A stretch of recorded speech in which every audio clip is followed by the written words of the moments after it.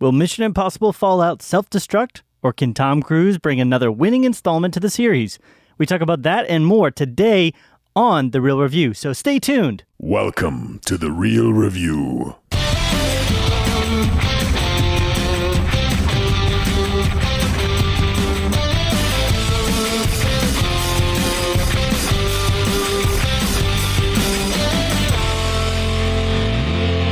Welcome to The Real Review, sponsored by Parametric and Lazy 8 Studios.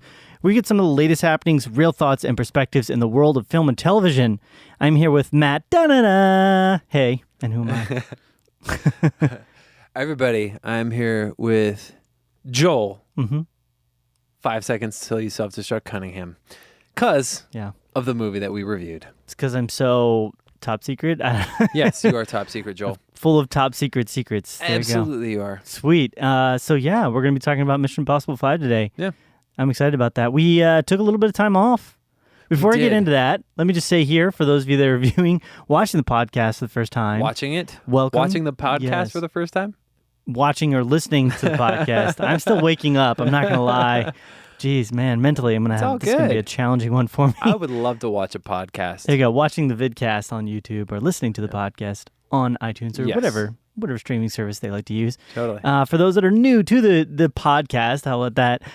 Matt and I like to review things. We have a bit of a differing but similar perspectives. We like a lot of the same stuff. We kind of tend to, but for different reasons. Matt tends to be more of the fan perspective, whereas I tend to be more of the critical type perspective. Sure. And we combine those to give you what we think is a real thought and perspective as we go on this journey for watching and learning about films and media and all types of stuff. One of these days, I'll finish doing this. But we also need to get a Tube Talk episode back out. We haven't done with those in a while. It's been crazy. Hopefully we can do that soon. There's a couple shows I've been watching and checking up on. I know Better Call Saul is just about to start back up, or did yesterday. So excited. Or soon. I also just started watching Dark on Netflix, which is an interesting show. Yeah, it's apocalyptic, right?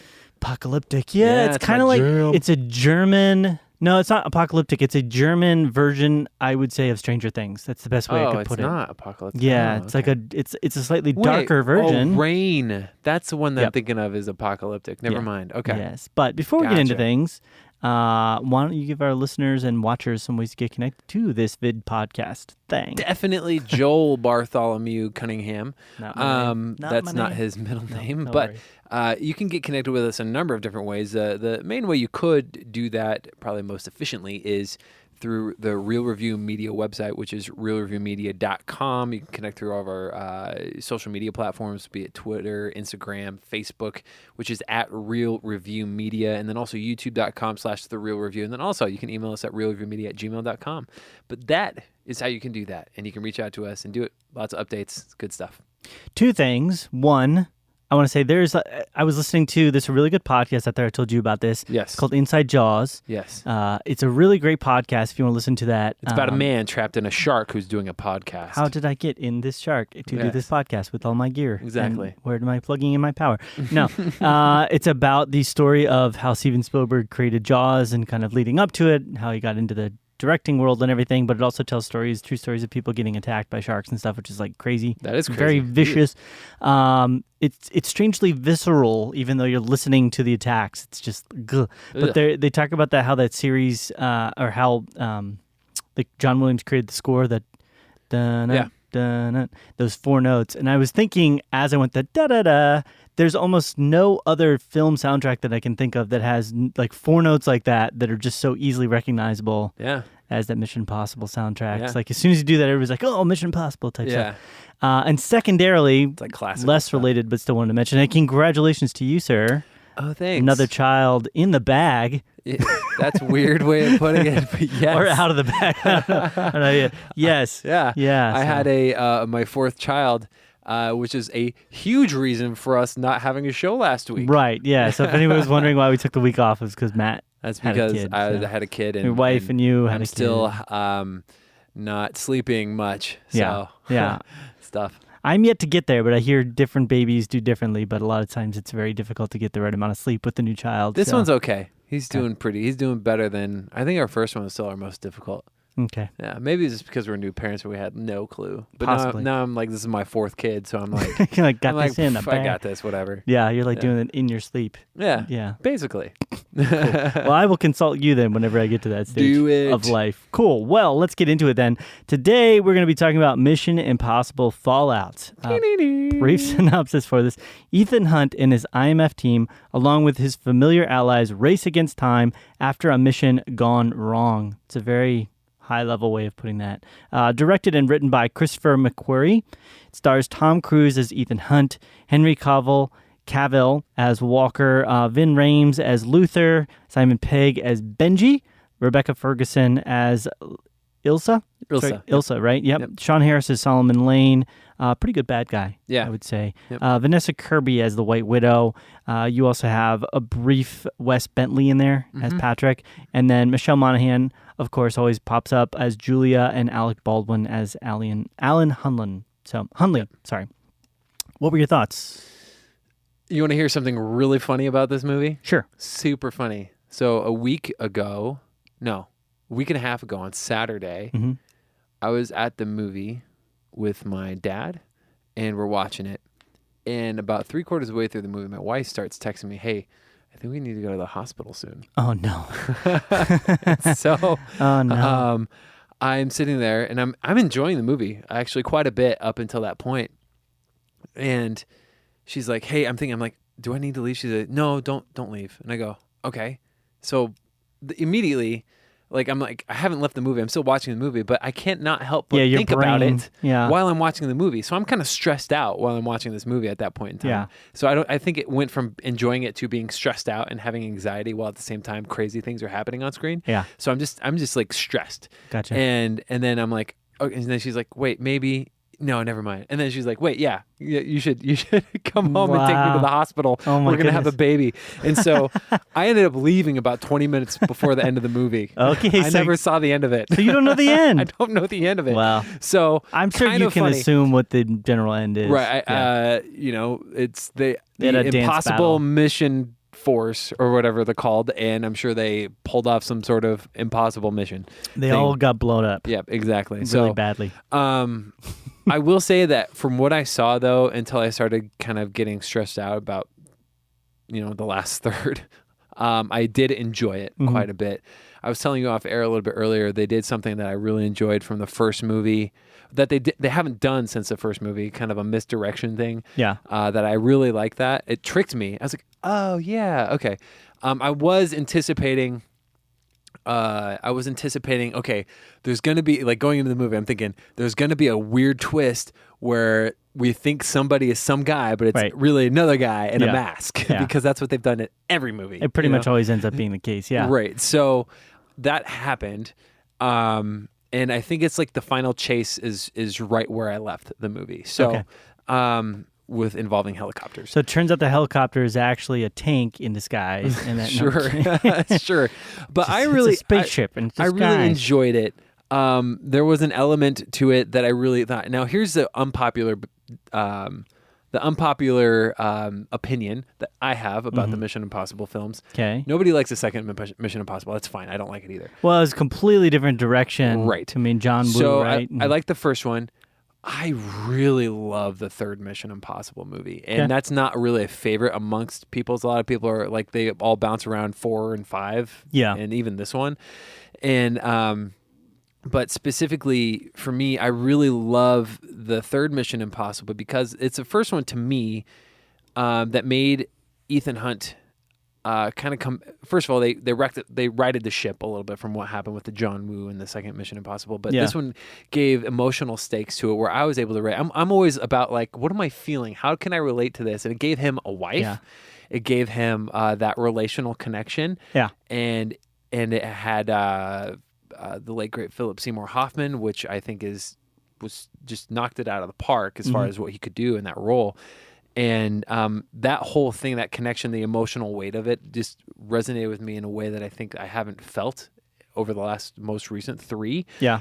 I started getting tinges of that in this one. I don't know how it pans out, but I started getting tinges of that a little bit in Fallout. And I think it kind of making me feel like emotionally involved a little bit more than I did in Ghost Protocol or Rogue Nation. Okay. So I did enjoy that. I can't really fully say how I felt about the movie as a whole because I haven't seen it. Yeah. But I did enjoy what I saw.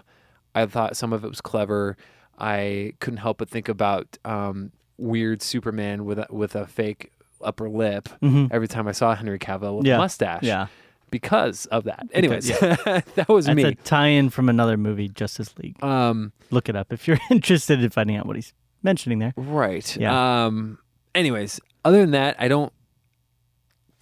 guess let's just start with the positives. That's my overall take of it. I would say, just to follow up on what you're saying there, I think the weakest part to me for the film was the end. Okay. But so I got all the good parts? Yeah, I mean, it wasn't that it was weak. It just kind of felt like we were trying to put everything in its place here at the end. There were definitely some tinges and hints of like, okay, this is a standard Mission Impossible type-esque thing that they're going to do.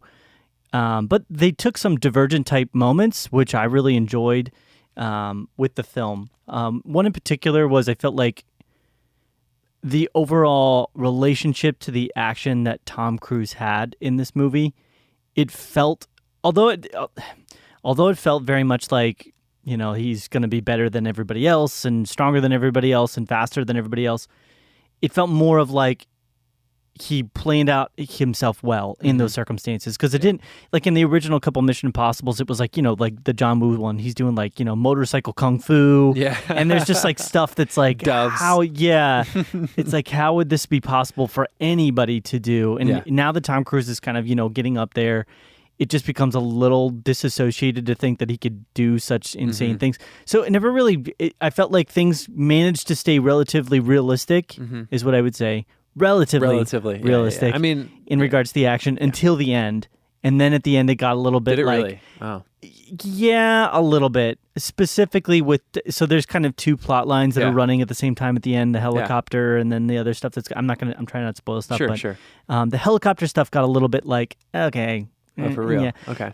Yeah, to me. Just in there, I will say, I mean, it's a Mission Impossible movie. It's made to have like ridiculous action set pieces. So you're going to, no matter what, have moments in pretty much any scene where you're going to be like, that bends the realm of believability, but that just pushed it a bit too far for me there at the end. Overall, though, I still really enjoyed the movie. I think I liked it more than the last one. Yeah, me too. Me too so far. I definitely think they took a deep dip, with the second. And then they started to slowly work their way back up and up. Yeah. And I think maybe I should revisit the third one. Maybe there was such a bad taste in my mouth after the second one. The third one, but yeah. But I liked that with that one, they tried to give him sort of an emotional connection to something outside of just this Mission Impossible world. Makes him more of a person than just some guy who can do impossible things. Right, yeah. So... the fighting was so good. Yeah, the fighting was great. The hand-to-hand combat, especially the bathroom scene that you saw in all the trailers every time. That whole sequence, it was brutal. You felt it. It felt real. Yeah. There was also a scene in a club, kind of close to after that had some really crazy kills. People were getting killed. I was like, dang, that's brutal. Okay. Yeah, I thought that was good. I liked the addition of Vanessa Kirby in this as the White Widow, although I felt like her role was a bit unimportant. It kind of felt like she was more just there to move the plot along in the second act to add some interest there. Right. But she didn't really play out into anything all that important in the script. They made the other thing they did in this one, and I thought it was good, is that it kind of, and I'm not going to say who or how, but it gave you some closure with a couple of the characters, I really felt. Okay. It really felt like they're saying, okay, we're going to move into the next film with the kind of these people, and it felt good. I mean, it's not like I'm like, yay, those people are no longer a part of the franchise for whatever reason, but more of you just want to know that the story is moving forward. Right. And if it just kind of spins in the same directions, I think it's like one of the reasons why the new James Bond series is doing as well as it's done, is because it's changing some elements, and moving things forward. It kind of rebooted everything and gave you a new take on stuff. And I felt like this one didn't give you a new take, but it took some chances with some of the characters and where they're going with them. And it wasn't afraid to kind of close the door on certain things. So I was happy with that. The cinematography as well, which isn't something that most people maybe are like, oh my God, the cinematography. I really enjoyed it. Yeah. I really thought it was well put together, and they did the right amount of slight shake, and the right amount of static. It wasn't overwhelming. What shot is what? I could always tell what was going on. Yeah. Which it's the worst thing about shaky cam. Acting was good. You know who I thought was good that I don't normally like actually in movies? He's fine on like the sitcoms I've seen on is Alec Baldwin. I thought he was good in this movie actually. Yeah, I always thought he's decent in the series, but he just kind of takes a back seat. Right. He took a bit bigger of a seat in this one. Yeah. But he had a good character. Yeah, I liked I liked the whole thing. Yeah, there's some cool stunts, some really cool stuff that happens in it. You see a lot of this stuff in the trailer. There's the halo jump. That's kind of a cool, kind of semi-funny sequence. Yeah. I will say that I felt like the action was really, really good. And there's a couple, like I said, there's a part at the very beginning that it got me, like that I was like, oh, okay, they tricked me there. And then there was another part that got me. I was like, wow, what is happening right now? And I was like, oh, that's things aren't as they appear in this scene. And I was like, and that was about midway through the movie. And I was thinking like, okay, so there's the way that they're filming this is they're playing with my mind a little bit. And I thought that was kind of cool because it wasn't just a standard, bunch of crazy action scenes. There's a little bit of depth to it in the reasonings why things were being done or not being done. Yeah, there was two. Okay, so I predicted 3 twists throughout the course of the movie. I was right about 2 of them. Okay. And I was wrong about the third. Like at the beginning? Like, what do you mean? Well, when there's certain, like I'm watching the sequences, I'm like, okay, there's probably more to this that's going on. And I was able to predict like the first one. Okay. The one you're talking about. Yeah. I did predict that. Yeah. Dude, it fooled the heck out of me. I was like, what is happening? No, right now? I didn't get it at first, but then as soon as there was a phone call that was made and that started happening, I was like, oh, okay. Yeah, I figured that one out. That one, but then the secondary one, I figured out that one as well because of certain ways that they shot it and framed it. Okay. But then there was a third one that I had actually thought up of that didn't end up happening. Oh, okay. Which I was actually really glad that didn't happen because it would have felt really cheesy. You can only push that, hey, I'm somebody else. Right. Pretending to be somebody else realm so far before it's like, come on. Like when really Henry Cavill is a clone of Ethan Hunt. Yeah, I mean it's like there's 2 Tom Cruises. There's going to be like an evil scene, Tom Cruise and a good Tom Cruise. There's going to be like a scene where they're all fighting each other and then they all just start ripping off each other's masks like Scooby Doo. You know what I mean? That's like what I'm expecting in one of these I'm movies. Ethan Hunt. Yeah, no, I'm Ethan Hunt. I'm Ethan Hunt. I double masked. Yeah. It's like, come on. It's getting a little ridiculous if that's the case. But I felt like they held it back close enough to the chest that it didn't get there. There was some elements to the story that again felt a little bit like because we need this, and that's just kind of the way it is. It's like, well, this bomb thing has this technology that just happens to have this one failsafe, right? So it's like okay, there's just things like that are just a little bit like beyond the realm of like realistic, but it happens. I guess gotcha. You know what I mean. But I enjoyed it. I mean, overall, when I was watching it, I was just sitting there like, okay, yeah, I can just kind of like get into this and enjoy it for what it is. Nice. Yeah, more probably than which I would weirdly compare this to. There'd be like 2 franchises right now that I would compare this to closely. One would be the James Bond, but then the second one would actually be the Fast and Furious franchise. Yeah, well, this is still a little bit more plausible than Fast and Furious, definitely. For sure.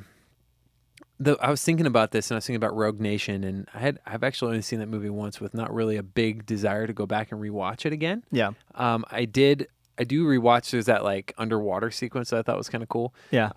But I think this one to me makes me want to go back and, well, obviously to see the ending, but to rewatch some of the sequences again. I'm trying to remember which one it is where it's the White Rabbit, right? And he has to, not the white rabbit. Rabbit's foot. The rabbit's foot. That's the third one. That's the third one. That's the one that I love. Right. I remember that was the only part about the third one I really didn't like because he goes into the building to like get it and he's like, I'm going to go get this. And you're expecting like this big action scene. Yeah. And then it just cuts to him jumping out the building. If you remember correctly, because he's like, I got it, I'm running. And then it's like, normally Mission Impossible movies show you that, him breaking in and going through like the lasers. And so that was the only part. Lasers since the first one, though. No, I mean, he needs to do more laser Impossible work. Yeah, he does. Whatever. So what would you rate this thing? Well, I would give it, so I want to say, first of all, as well, before I say what I'm going to give it as like a numbered rating. One of the things that I also really liked about it I felt like they came up with a theme that is slightly different for the Mission Impossible series and for these types of films in general than I've seen in a long time, which was Tom Cruise's character Ethan kind of had to make a choice at the beginning of the film that was more than just like right and wrong. It was there was no clear line of like this, because both have good things and both have bad things to them. Right. And so I liked that this gave a clear delineation of him having to make a choice, and then that informed. It didn't like force the rest of the movie to happen, but it informed where his character was and the decisions that people had to make throughout the rest of the movie. And I really liked that because it gave a more depth, a bigger depth to his character, and that it lacks, like in another movie, he would have just made the decision, and then the rest of the movie, everybody would have just been constantly saying like, this is that, and you're that, and because of that, and da-da-da.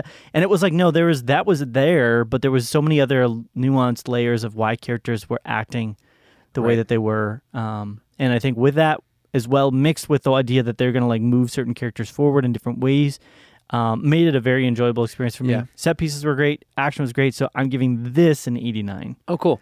Yeah, I think they had a lot of things, and they actually addressed some stuff that I think was kind of initiated and birthed out of Mission Impossible 3, kind of like how we're going to get more Mission Impossibles down the road. There was a comment that was made like, you know, this is what Ethan Hunt does. Yeah. Like there's not really any other time for anything else in his life, basically. Yeah. So, for what I saw, this is so tough for me because I didn't see the whole movie. But what I saw, I'm going to give it a 90. Okay. And it might change. But we'll see. I'm going to try and check it out again. Yeah. We'll see. I think 89 is still great. 90 is really great.